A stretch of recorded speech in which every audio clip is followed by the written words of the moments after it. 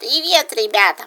Сегодня я расскажу вам сказку, которая называется «Пятачок». Маленький лосяш гулял в парке, и в придорожной траве он нашел пятачок. «Эй, кто пятачок потерял?» — закричал лосяш. «Ты чего раскричался?» — сказал подошедший к нему лисенок. «Если нашел денежку, то молчи, теперь она твоя будет». Но лосяш не послушал лисенка, взял денежку и пошел искать хозяина. «Везет же глупцам!» — сказал лисенок, и стал искать денежку. Вдруг и ему что-нибудь попадется, но так он ничего и не нашел. А лосяш пошел дальше, и ему навстречу попался леопард. «Чего это тут у тебя?» «Это я 5 рублей нашел. А давай меняться. Ты мне 5 рублей, а я тебе гвоздь намагниченный». Но лосяш не захотел меняться, ведь это были не его деньги. Тогда леопард силой отобрал у него денежку, а лосяш набросился на него с кулачками, и они стали драться. В это время, откуда ни возьмись, появился тигр-каратист.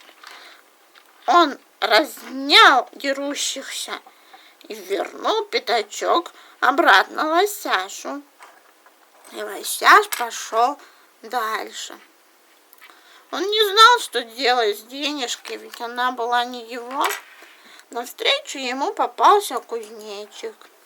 «Извините, это не ваша денежка? Может быть, вы ее потеряли?» «Я никогда и ничего не теряю», — сказал кузнечик и поскакал дальше. Пошел лосяш дальше и увидел лоток с мороженым. Ему так захотелось купить мороженое.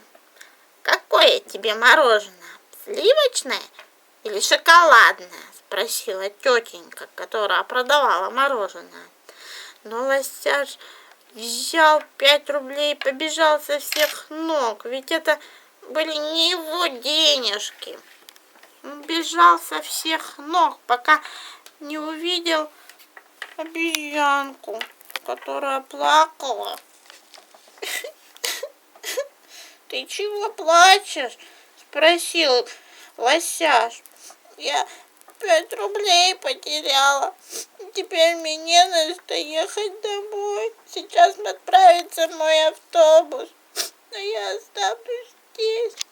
«Не плачь, ведь я нашел твои 5 рублей. Вот они». Обезьянка так обрадовалась. Она поблагодарила лосяша, спасибо большое, и села в свой автобус и поехала домой. А лосяш долго махал ей вслед, ведь он знал, что поступил правильно.